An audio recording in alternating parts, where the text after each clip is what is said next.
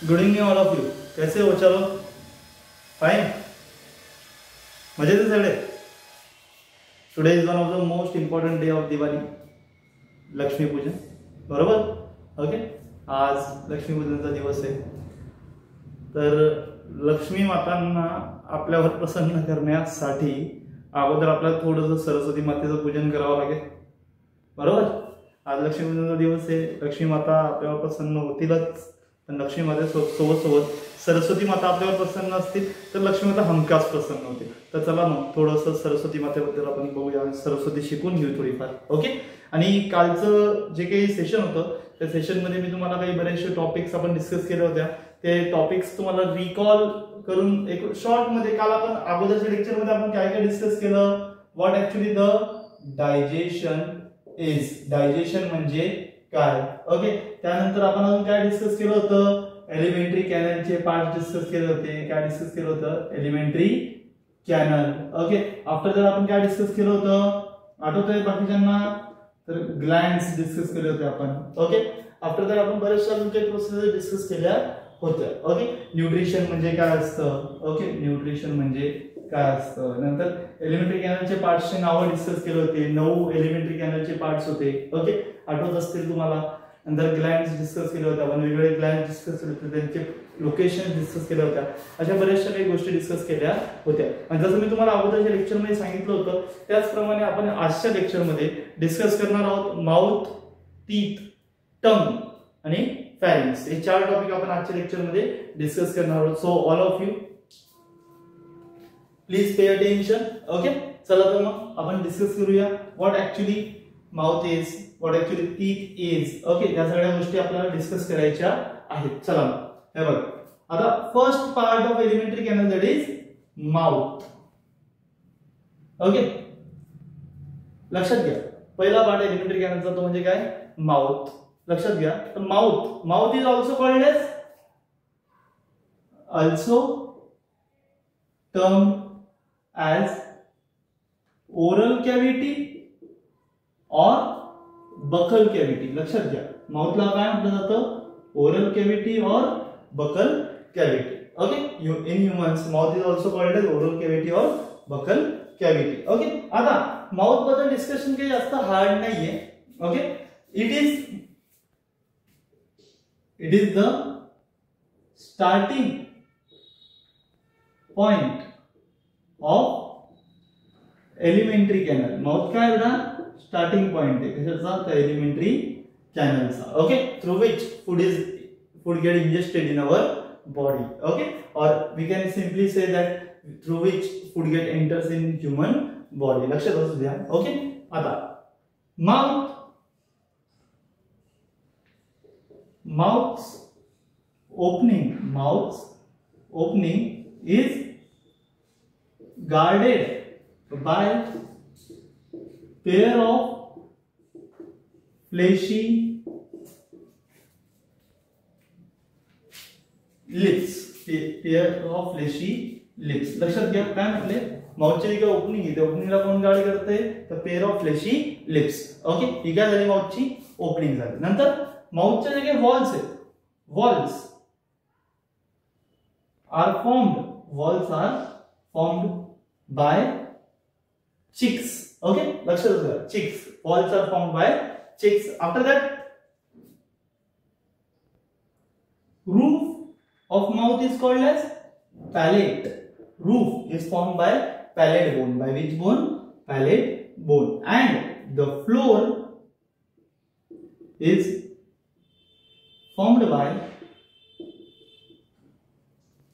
tongue. Floor is formed by the help of tongue. लक्षात असू द्या. बघा, माउथचे 4 पार्ट्स लक्षात ठेवा. एक opening, okay, after that walls, roof and floor. लक्षात ठेवा. Opening is guarded by the help of pair of fleshy lips. whereas wall is formed by cheeks.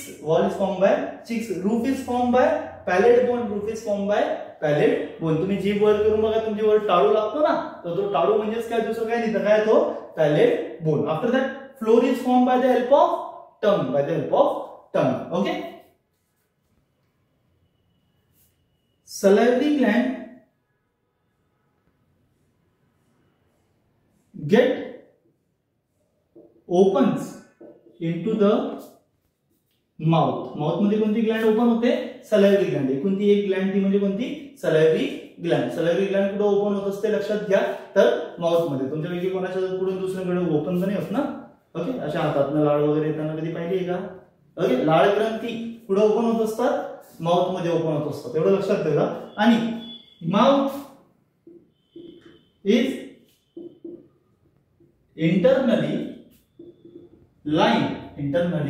lined by mucous membrane. Mouth is internally lined by mucous membrane. And mucous membrane काय secret करते मित्रांनो?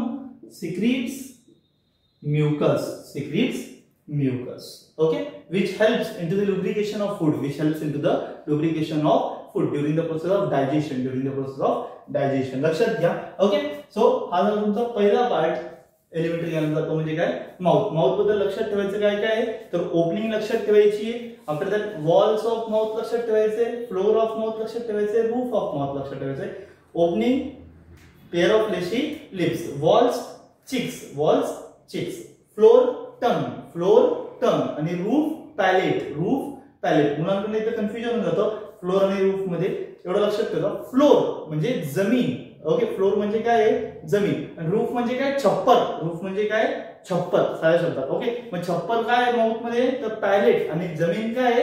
तर टंग. इतकं लक्षात असू द्या. Okay, चला तर मग आता सेकंड पार्ट डिस्कस करूया.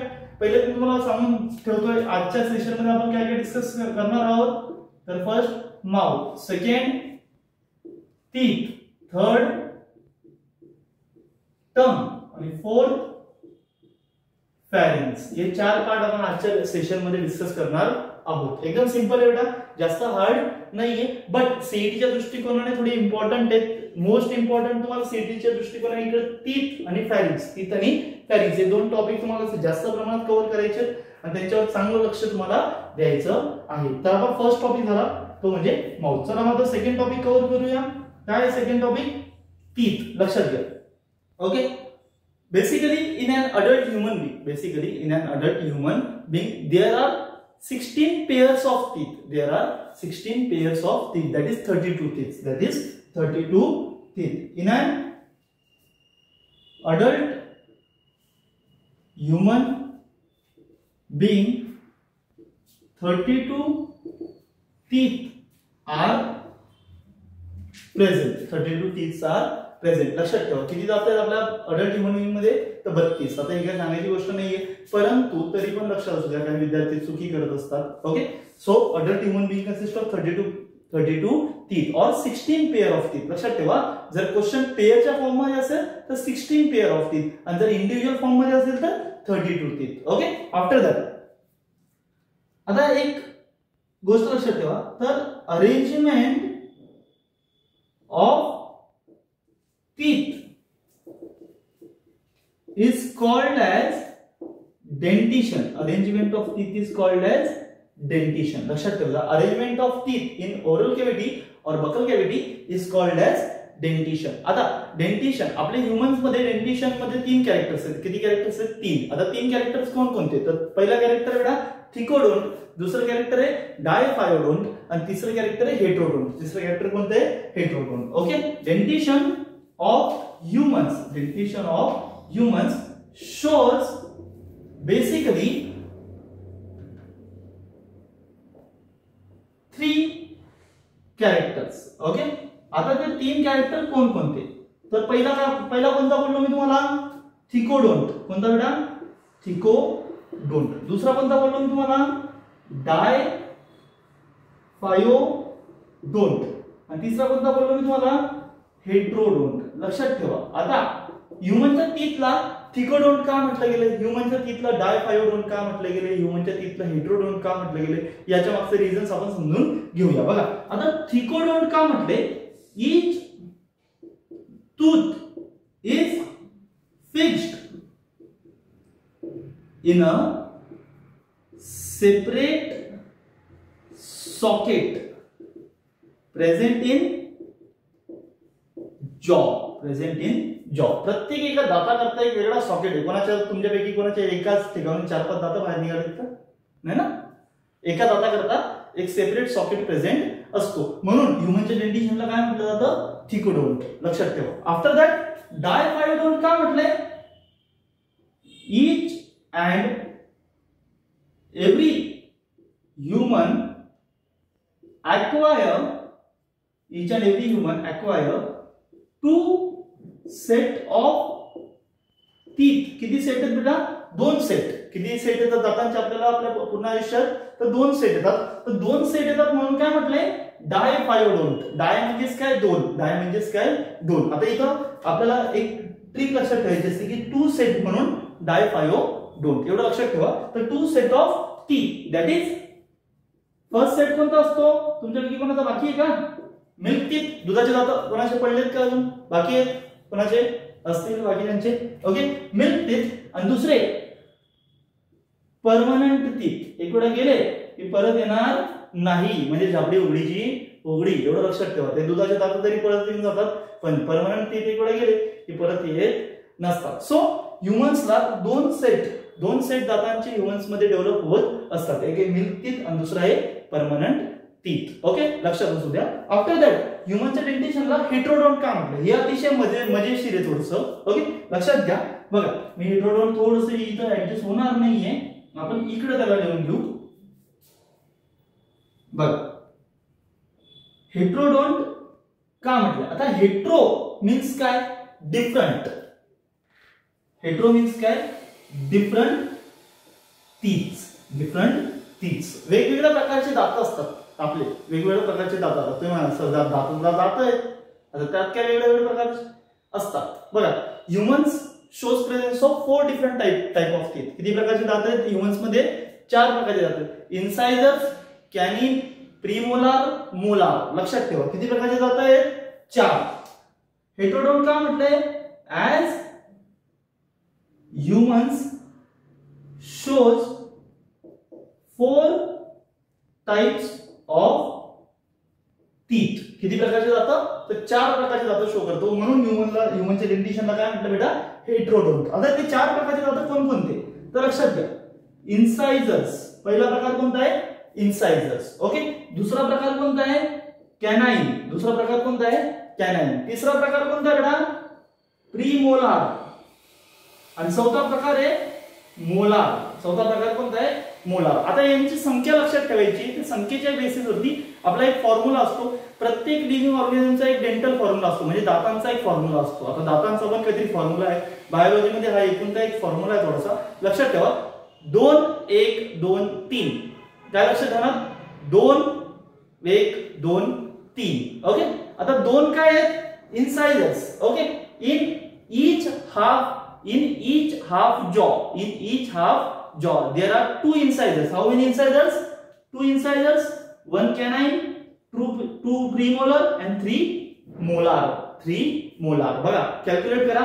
2 1 2 3. 2 आणि 1 3. 3 आणि 2 5. 5 आणि 3 8. इकडे 8 इकडे 8. 16 16 आणि 16 32. आणि टोटल दात आपण किती बोललो बेटा? 32 दात बोललो होतो. राहील लक्षात?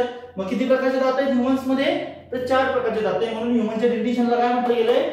हेट्रोडोंट. ओके, इथं इकडे टीथ इकडे नॉर्मल रिपीट करा. एका अडल्ट ह्युमन बीइंग मध्ये 32 टीथ प्रेझेंट असतात. किती टीथ प्रेझेंट असतात? 32 टीथ प्रेझेंट असतात. ह्युमन मध्ये टीथच्या अरेंजमेंटला किंवा अरेंजमेंट ऑफ टीथला आपण काय म्हणतो? डेंटिशन. आणि ह्युमनचं डेंटिशन किती प्रकारचे कॅरेक्टर शो करतो बेटा? 3 प्रकारचं. पहिलं कॅरेक्टर कोणतं येतंय तुमचं? थिकोडोंट. दुसरं कॅरेक्टर कोणतं येतंय? डायफायोडोंट. आणि तिसरं कॅरेक्टर कोणतं येतंय? हेट्रोडोंट. आता थिकोडोंट का म्हटले? डायफायोडोंट का म्हटले? आणि हेट्रोडोंट का म्हटले? मी तुम्हाला हे एक्सप्लेन करून सांगितलं तरी एक वेळा आपण रिपीट करून शॉर्ट मध्ये की प्रत्येक एका दातासाठी each and every teeth has separate socket. सॉकेटने लक्षात राहतं. एक वेगळं पॉकेट आहे त्याचं. एक वेगळं पॉकेट आहे. कुठं? तर जबड्यामध्ये. आपला हा जो जबडा आहे ना, त्या जबड्यामध्ये एक वेगळं पॉकेट आहे प्रत्येक एका दातासाठी. म्हणून त्या अरेंजमेंटला काय म्हटलंय? थिकोडोंट. आणि टीथ गम मध्ये कोणत्या जॉईंट थ्रू जुडतो? एक जॉईंट आहे, त्याचं नाव काय? तुम्ही काय गेस करू शकता? हे बघा, गॉम्फॉसिस. कोणता जॉईंट बेटा? Gomphosis type of joint. कोणता joint? Gomphosis type of joint. या जॉईंट थ्रू एक दात आपल्या जबड्यामध्ये जुळत असतो. आफ्टर दॅट डायफायोडोन का म्हटलं मी तुम्हाला सांगितलं, डाय म्हणजे काय, दोन, डाय म्हणजे काय, दोन. तर पूर्ण जीवन चक्रात एका मनुष्याला 2 वेळा जाता येत असतात. किती वेळा जाता येत असतात, 2 वेळा. Each and every human acquire two set of teeth in its entire lifespan. म्हणून त्या अरेंजमेंटला काय म्हटलं, डायफायोडोन. आणि ते 2 सेट कोणते दातांचे, तर पहिला सेट असतो मिल्क टीथ आणि दुसरा सेट असतो permanent teeth. Okay. After that heterodont. लक्षात घ्या, हेट्रोडोन का म्हटलंय, because different type of teeth are present in dentition of humans. तर as human shows 4 different type of teeth. किती प्रकारचे दात शो करतो बेटा, 4 प्रकारचे दात शो करतो. म्हणून त्या ह्युमनच्या डेंटिशनला काय म्हटलं गेलंय, हेट्रोडोन. आणि 4 प्रकारचे दात कोणते आहेत, इन्सायझर्स, कॅनाइन, प्रीमोलर आणि मोलर. आणि आता इथे एक गोष्ट लक्षात ठेवा, तर डेंटिशन फॉर्म्युला ऑफ ह्युमन्स, तर तो काय आहे, 2/2, 1/1, 2/2, 3/3, 2-1, 2-3, 2-1, 2-3. लक्षात ठेवा, 2-1, 2-3 पाठ करताना एकदम भारी पाठ करा. 21-23 किंवा 2-1, 2-3. 2 इन्सायझर्स, 1 कॅनाइन, 2 प्रीमोलार आणि 3 मोलार. राहील लक्षात प्रत्येकाच्या. 2-1, 2-3 म्हणजे वरच्या जॉ मध्ये हाफ रिजन मध्ये 8, दुसऱ्या हाफ रिजन मध्ये 8 आणि 8 किती झाले बेटा, 16. आणि तसेच 16 खाली, म्हणजे टोटल किती झाले, 32. राहील लक्षात प्रत्येकाच्या. ओके. आता माउथ आणि टीथ हे 2 टॉपिक तर आपल्या इथं क्लिअर झालेले आहेत. जर कोणाला काही डाऊट असतील तर तुम्ही मला विचारू शकतात. आणि टीथ बद्दल नीट लक्षात ठेवा. आणि हे जे 3 कॅरेक्टर्स मी तुम्हाला सांगितले टीथचे, थिगोडोन, डायफायोडोन आणि हेट्रोडोन. स्पेशली जॉइंट कोणत्या प्रकारचा असतो तो लक्षात ठेवा, गॉम्फोसिस टाइप ऑफ जॉइंट. कोणता जॉइंट आहे बेटा, गॉम्फोसिस टाइप ऑफ जॉइंट. आणि आफ्टर दॅट डायफायोडोन का म्हणतात, तर 2 सेट ऑफ टीथ अक्वायर होतात एका ह्युमन्सला, म्हणून डायफायोडोन म्हणत असतात. इतके लक्षात असू द्यायचा. नंतर 4 प्रकार कोणते आणि डेंटिशन फॉर्म्युला काय असतो हे लक्षात असू. कारण सीईटीच्या दृष्टिकोनाने हे काही पॉइंट्स अतिशय महत्त्वाचे आहेत आणि बऱ्याचदा विचारले गेले. डेंटिशन फॉर्म्युला विचारला गेलेला आहे. ओके. वेगवेगळ्या प्राण्यांचा पण डेंटिशन फॉर्म्युला तुम्हाला मी सांगणारच आहे. जसं मांजरेचा काही डेंटिशन फॉर्म्युला असतो, कुत्र्याचा काही डेंटिशन फॉर्म्युला असतो. ओके. प्रत्येकाचा काही ना काही डेंटिशन फॉर्म्युला असतो. आणि आपण हळूहळू पुढे जाऊन शिकूया की डेंटिशन फॉर्म्युला वेगवेगळ्या प्राण्यांचा काय असतो काय नसतो. मी त्याचं एक वेगळं सेशन तुम्हाला अवेलेबल करून देईल, जेणेकरून तुम्हाला इझी होऊन जाईल डेंटिशन फॉर्म्युलाचा स्टडी करण्यासाठी. कारण डेंटिशन फॉर्म्युलाच्या बेसिसवरती सीईटी मध्ये काही क्वेश्चन्स येत असतात. ओके. चालेल. तर मग आपल्या पुढच्या टॉपिककडे. पुढचा टॉपिक काय आपला, टंग. एकदम सिंपल टॉपिक आहे. जीभ बघा, दिसायला केवढी जी आहे, नखरे किती आहेत, खूप जबरदस्त नखरे आहेत. तुमचे पण नखरे असतात ना रात्री जेवताना, आणि ते नखरे कशामुळे आहेत, तर जिभेमुळे आहेत. कोणामुळे आहेत, जिभेमुळे. ओके. जिभेवरती ना पॅपिले असतात. काय असतात, पॅपिले. लक्षात ठेवा, पॅपिले म्हणतोय मी, काही वेगळं नका ऐकून घे जा. काय, पॅपिले. ओके. गलेपते काही ऐकायचं नाही. हे बघा, चला.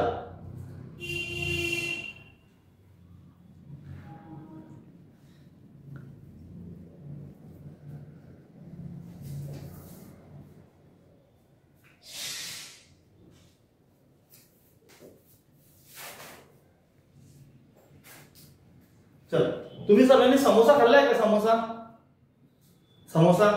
कसा दिसतो, कसा आकार असतो समोस्याचा, तिरकोन कसा असतो, तिरकोन असतो समोसा, नाही तिरकोन नसतो तो पूर्णपणे तिरकोन नसतो. मग तशीच आपली जीभ पण पूर्णपणे तिरकोन नसते. एवढं लक्षात ठेवा.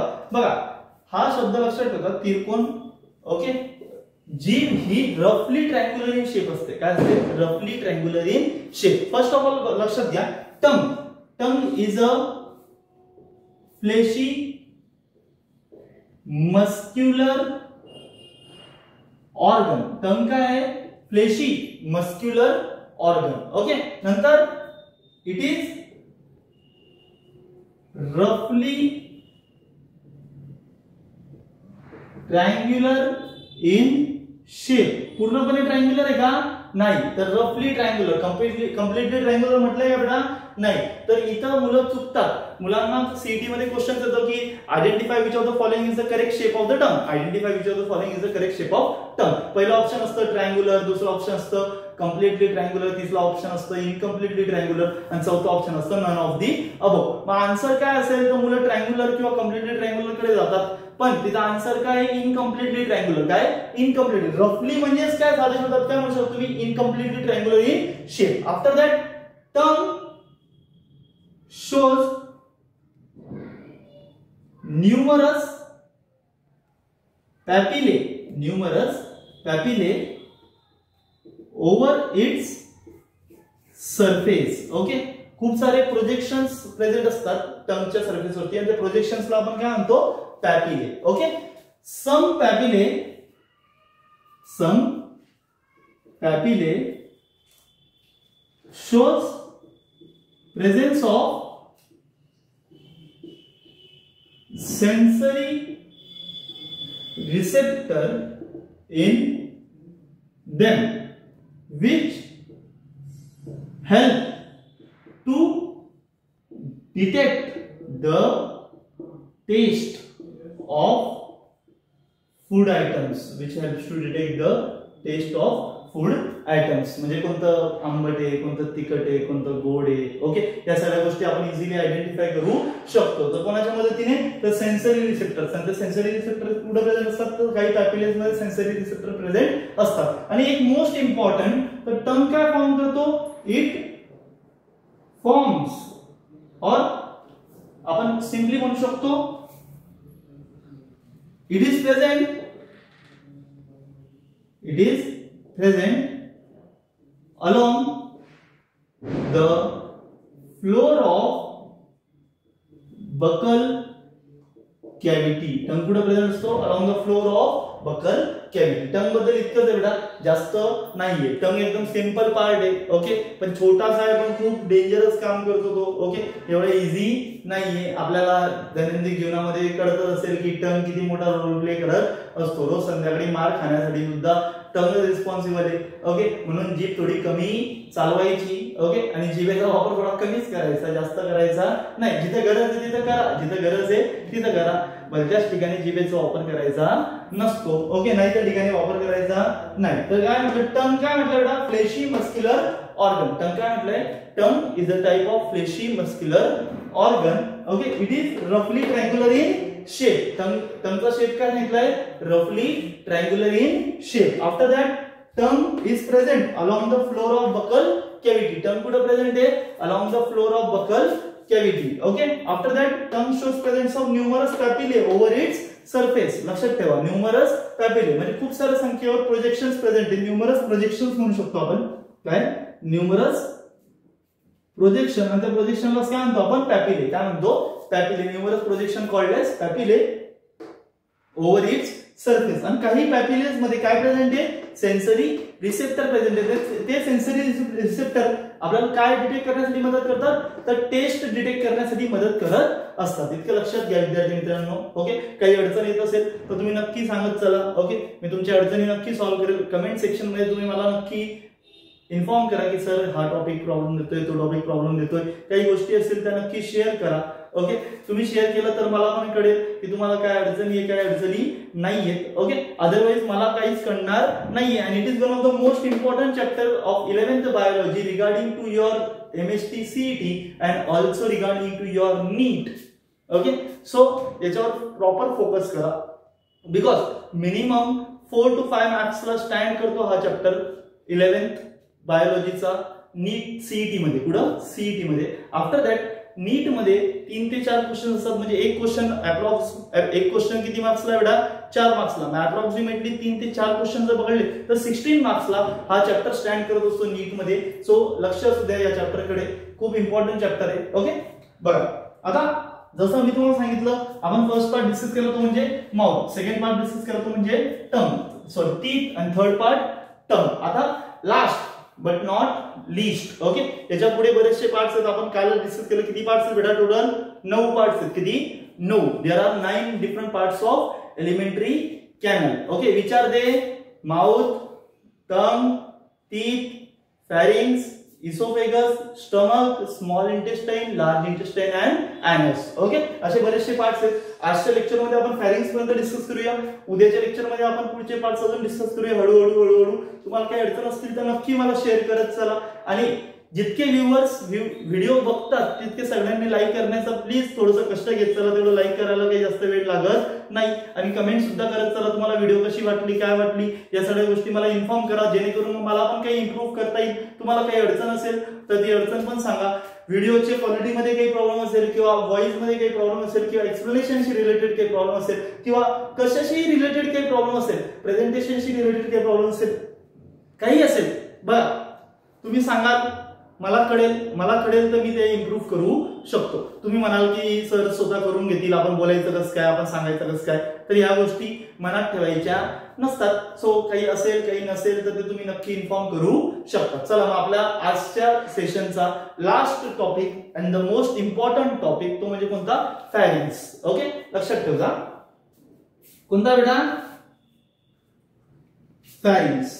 ओके, आता बकल कॅव्हिटी म्हणजे आपला माउथ जिथे कुठं ओपन होतो, माउथ जिथे कुठं ओपन होतो तेव्हा तो पॉइंट म्हणजेच काय, फॅरिंग्स. ओके, मग आपण इथे काय म्हणू शकतो, buccal cavity leads into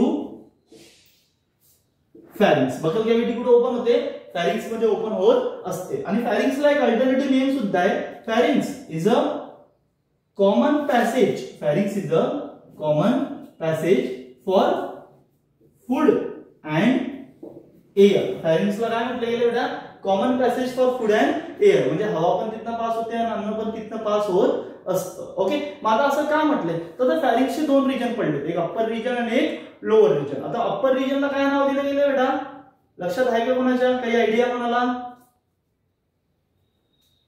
upper region of pharynx, upper region of pharynx कुठे ओपन होतो, upper region of pharynx opens into trachea, opens into trachea. आणि ट्रॅकिया म्हणजेच काय बेटा, विंड पाईप. ट्रॅकिया म्हणजेच काय, विंड पाईप. लक्षात ठेवा.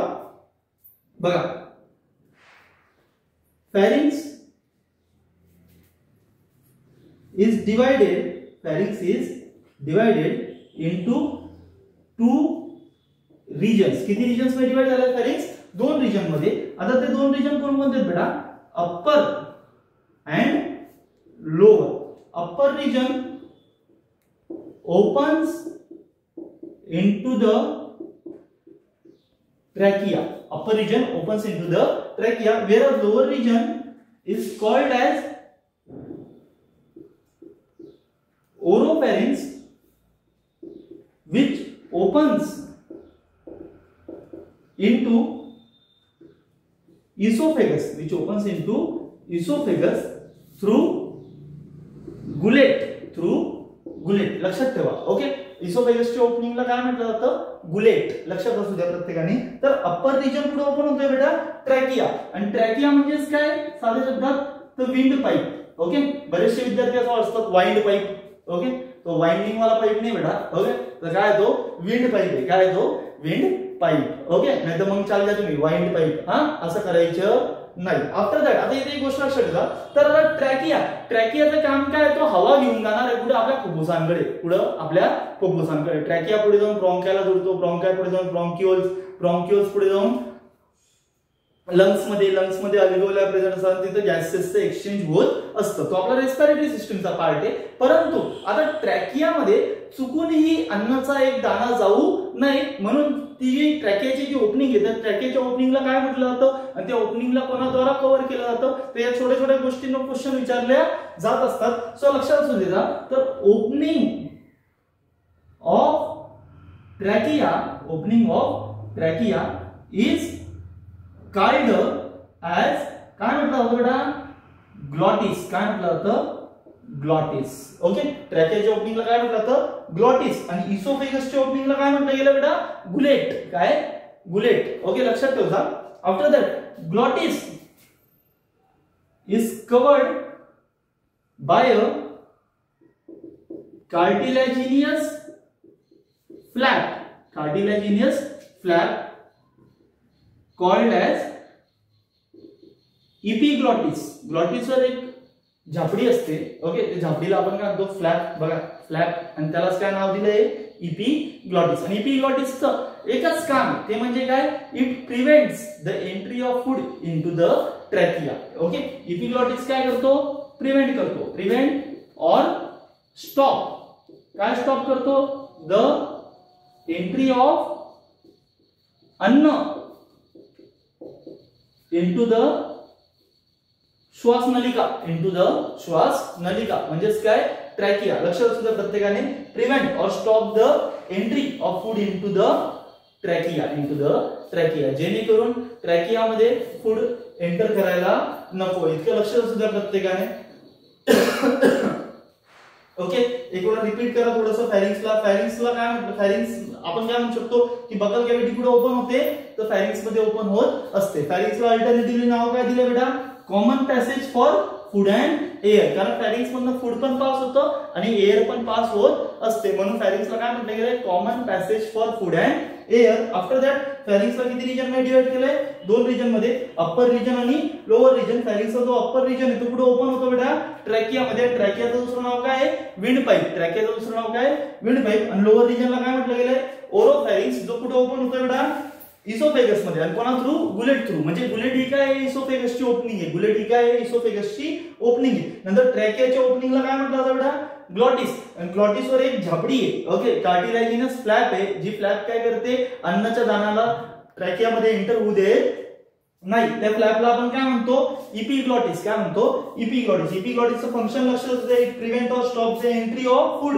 इनटू द ट्रॅकिया, लक्षात असू द्या. ओके, आता एक वेळा फूड कुठपर्यंत पोहोचलं, फॅरिंग्स पर्यंत पोहोचला. आपला थर्ड पार्ट होता टंग, नंतर फोर्थ पार्ट आहे तुमचा फॅरिंग्स. फोर्थ पार्ट काय आहे, फॅरिंग्स. आणि एक वेळा फूड फॅरिंग्स पर्यंत पोहोचलं, फॅरिंग्स थ्रू ते कुठपर्यंत पोहोचेल, आता इसोफेगस पर्यंत. कुठपर्यंत पोहोचेल, इसोफेगस पर्यंत पोहोचेल. ओके, राहील लक्षात. बघा लोअर पार्ट पुढे ओपन झालाय इसोफेगस मध्ये थ्रू गुलेट. मग आता फूड एक वेळा कुठे पोहोचलं, इसोफेगस मध्ये. आता इसोफेगस म्हणजे अन्ननलिका, ती अन्ननलिका हळूहळू फूड कुठपर्यंत पोहोचवेल, पोटोबा, स्टमक दादांपर्यंत. कुठपर्यंत, स्टमक दादांपर्यंत. स्टमक दादा कुठे प्रेझेंट आहे, अप्पर लेफ्ट, लक्षात ठेवा. अप्पर लेफ्टला कोणते दादा आहेत, स्टमक दादा. आणि अप्पर राईटला कोण आहे, तर लिव्हर भाऊ. कोणते भाऊ, लिव्हर भाऊ. आणि सेंटरला कोण आहे, स्मॉल इंटेस्टाईन आणि लार्ज इंटेस्टाईन. आपल्याला असं वाटतं की पोट आपलं सेंटरला असतं, असं काही नसतं. ओके, आपण ढसाढसा पाणी पिल्यानंतर आपण पडून इकडून तिकडून धावपळ करत येतो, आपल्या डाव्या बाजूला दुखणं स्टार्ट होऊन जातं. मग डाव्या बाजूला का दुखतं, तर त्याचं कारणच ते की आपला पोट कुठे आहे, तर लेफ्ट हँड साइडला स्टमक आपला प्रेझेंट आहे, upper left region of abdominal cavity. राहील लक्षात प्रत्येकाच्या. ओके, सो टंग बद्दल आपण काय म्हटलं, तर फ्लेशी मस्क्युलर ऑर्गन आहे. शेप काय म्हटलं बेटा, रफली ट्रँग्युलर इन शेप. नंतर टंगच्या सरफेसवरती बरेचसे प्रोजेक्शन प्रेझेंट असतात, त्या प्रोजेक्शनला काय म्हणतो आपण, पॅपिले. काय म्हणतो, पॅपिले. काही पॅपिलेज मध्ये काय प्रेझेंट आहे, सेन्सरी रिसेप्टर, जे काय डिटेक्ट करण्यासाठी मदत करतो आपल्याला, टेस्ट. काय डिटेक्ट करण्यासाठी, टेस्ट डिटेक्ट करण्यासाठी मदत करत असतात. टंग कुठे प्रेझेंट असते, floor of buccal cavity, lies along the floor of buccal cavity. नंतर फॅरिंग्स बद्दल आपण काय बोललो की बकल कॅव्हिटी कुठे ओपन होते, तर फॅरिंग्स मध्ये ओपन होत असते. फॅरिंग्सचे किती पार्ट बोललो आपण, 2, अप्पर आणि लोअर. अप्पर पार्ट कुठे ओपन होतो, ट्रॅकियामध्ये. कुठे ओपन होतो, ट्रॅकियामध्ये. ट्रॅकियाच्या ओपनिंगला काय म्हणतो बेटा आपण, ग्लॉटिस. ग्लॉटिसला कोणी कव्हर केलंय, इपिग्लॉटिस. आणि जो लोअर पार्ट आहे, तो लोअर पार्ट कुठे ओपन होतोय, इसोफेगस मध्ये. कोणा थ्रू ओपन होतो तो, तर गुलेट थ्रू. कोणा थ्रू, गुलेट थ्रू. आणि फायनली फूड कुठपर्यंत पोहोचून जातं, इसोफेगस पर्यंत पोहोचून जात असतं. राहील लक्षात प्रत्येकाच्या. ओके, तुम्हाला फॅरिंग्स, मी तुम्हाला परत सांगतो बेटा, फॅरिंग्स आणि टीथ यांच्याबद्दल प्रॉपर लक्षात असू द्या. टीथचे मी तुम्हाला 3 कॅरेक्टर सांगितले, लक्षात. थिकोडोंट, डायफायोडोंट, हेट्रोडोंट. नंतर टीथचे 4 प्रकार सांगितले. डेंटल फॉर्म्युला सांगितला, 2 1 2 3. लक्षात असू द्या, 2 1 2 3. 2 इन्सायझर्स, 1 कॅनाइन, 2 प्रीमोलार आणि 3 मोलार. हे प्रॉपर लक्षात असू द्यायचं, हे विसरायचं नाही, because it is most important for your CET. राहील लक्षात प्रत्येकाच्या. अशा सेशन मध्ये काही अडचण असतील, काही प्रॉब्लेम असेल, so let me know about that. Okay, जे काही अडचण असेल तुमच्या काही अडचण नक्की सॉल्व्ह करून मिळतील तुम्हाला. फक्त तुम्ही कमेंट सेक्शन मध्ये मला तितकं पिन करा की सर हा प्रॉब्लेम आहे, तिथे मेन्शन करा. जर असा प्रॉब्लेम आहे, आम्हाला कळत नाहीये की कळतंय, काही असेल काही नसेल. ओके, सगळ्या गोष्टी मला तुम्ही सजेस्ट करा. काही व्हिडिओशी रिलेटेड, क्वालिटीशी रिलेटेड काही इश्यू असेल तर तो पण तुम्ही मला नक्की सजेस्ट करू शकता. ओके, जितके जास्त शक्य होईल तुमच्या फ्रेंड्स पर्यंत पोहोचवण्याचा प्रयत्न करा, शेअर करा आपल्या व्हिडिओला. ओके, आणि प्रत्येक व्ह्यूअरला रिक्वेस्ट आहे की प्रत्येक व्ह्यूअरने लाईक करण्याचा नक्की प्रयत्न करावा. ओके, लाईक करायला काही जास्त वेळ लागत नाही. आफ्टर दॅट पूर्ण व्हिडिओ बघा, तुमच्यासाठी अतिशय उपयुक्त असेल. 11वी-12वीच्या विद्यार्थ्यांनी तर पूर्ण व्हिडिओ पाहिलीच पाहिजे, जेणेकरून त्यांना सीईटीला नक्की हेल्प होईल. Okay, that's all for today. Thank you very much.